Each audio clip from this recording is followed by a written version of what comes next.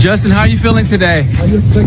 What was the tension like in that room? Why couldn't you guys settle yesterday? Hope you guys stay nice and warm. Thank you. We'll see. Are there still a chance of settlement? There's always a chance. Is everyone required to come back tomorrow? It'll be on a different matter. But everyone will be back. Yeah.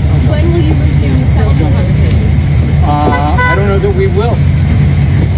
You think this will go to We're trial? done with us. Brian, do you think this will go to trial? Thanks. I do. I'm looking forward to it.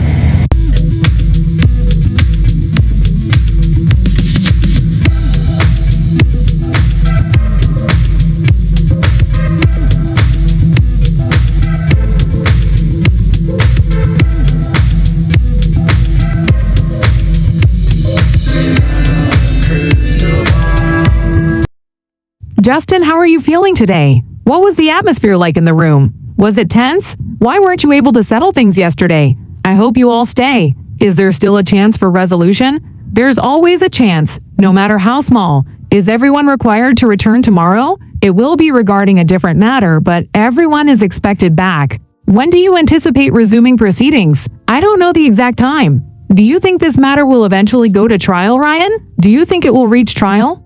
Thank you. I believe it will, and I am looking forward to it.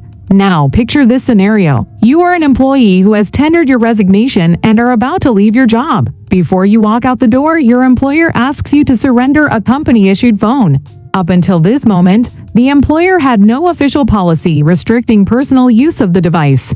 In fact, the employer actively encouraged using the phone for personal purposes, including messaging friends and family, making calls, and even managing personal accounts.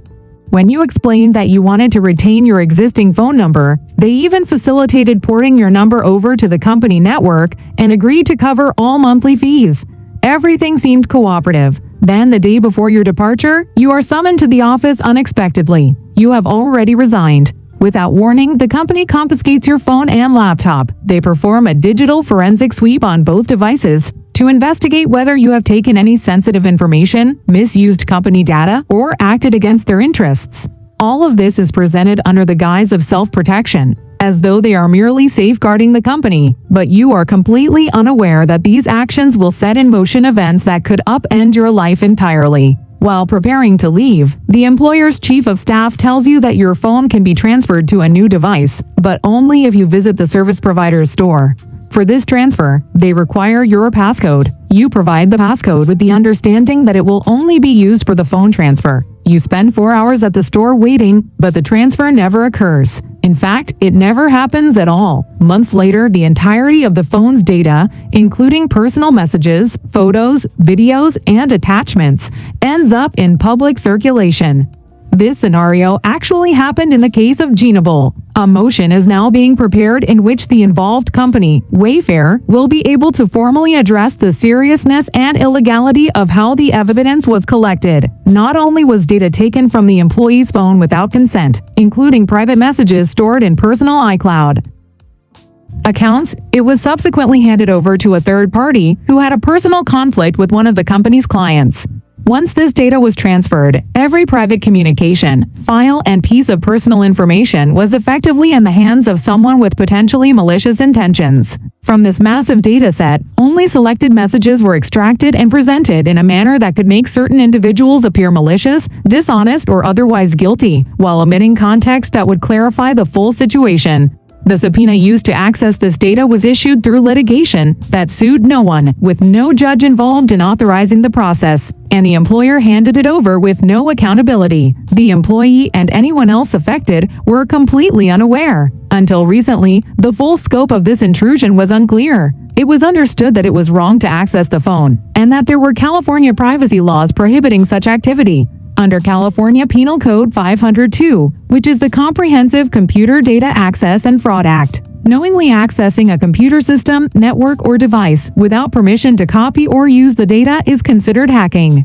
Using a passcode obtained under false pretenses to scrape hundreds of megabytes of private messages qualifies as unauthorized access. This law specifically addresses taking, copying, or using data from mobile devices. Unlike the Stored Communications Act, which only prohibits unauthorized access to servers, this penal code recognizes that mobile devices themselves are private systems, and that data extracted from them without consent is illegal. Those responsible have claimed that they did not hack the phone but merely accessed what was already on it. However, the reality is that a full copy of the phone was made, including hidden system files, deleted messages, and stored credentials for all accounts associated with the device. This level of access requires specialized forensic tools and knowledge, not ordinary use. The software used bypassed all security features, extracting information that a typical user cannot access, including iCloud backups, messages from all apps, photos, videos, and deleted items,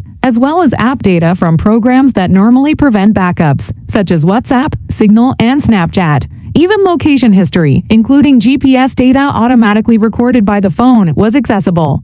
All saved passwords stored in the phone's keychain could be retrieved, granting access to email, social media, health apps, financial accounts, and any other accounts linked to the device. The person performing the extraction could have monitored real-time messages if the iCloud or backup sync remained active. The total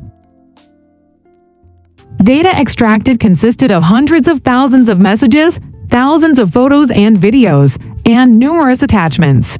From this massive dataset, only a small fraction of pages was selectively shared, creating a narrative that suited the objectives of those involved while ignoring the vast majority of personal and professional communications. Individuals who had a reasonable expectation of privacy, such as friends, colleagues, and other third parties, were included in these messages without their consent, compounding the violation. The scale of this operation is comparable to the level of forensic investigation typically conducted by federal authorities, such as the Department of Homeland Security, in cases involving the most serious criminal offenses. Yet here, it was conducted by a private individual without consent, oversight, or legal authorization. The judge overseeing the case failed to recognize the egregious nature of this intrusion, dismissing claims related to improper evidence collection, ignoring the fact that a full forensic copy of a device requires a warrant, strict judicial oversight, and clear limits on scope and access. This was not a minor procedural issue.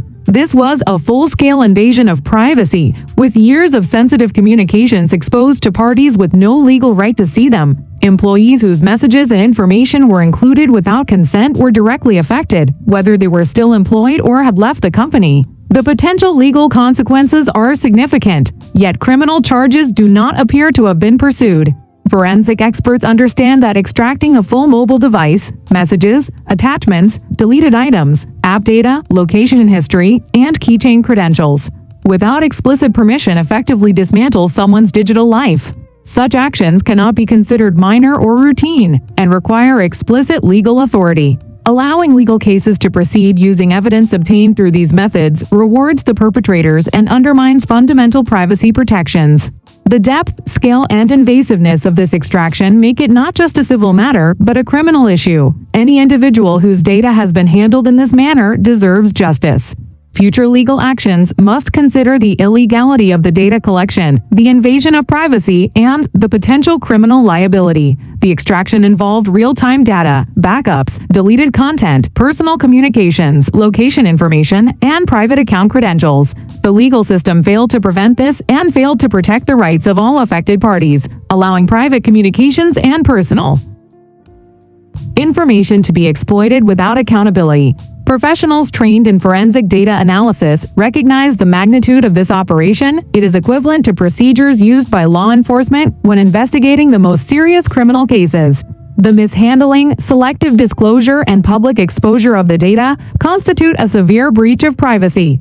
Those responsible acted without transparency, without legal authority, and with total disregard for the privacy and rights of multiple individuals. The case demonstrates how easily personal data can be weaponized when proper legal safeguards and oversight are ignored. The violations involved are not minor civil infractions. They constitute criminal activity, including unauthorized access, invasion of privacy, and misuse of sensitive personal information. Proper legal procedures, judicial oversight, and explicit consent are essential in any forensic extraction. Ignoring these safeguards endangers not only the affected individuals, but also sets a dangerous precedent for future misuse of personal devices and private information. The sheer scale, depth, and invasiveness of the extraction underscore the critical need for accountability, ethical conduct, and adherence to the law.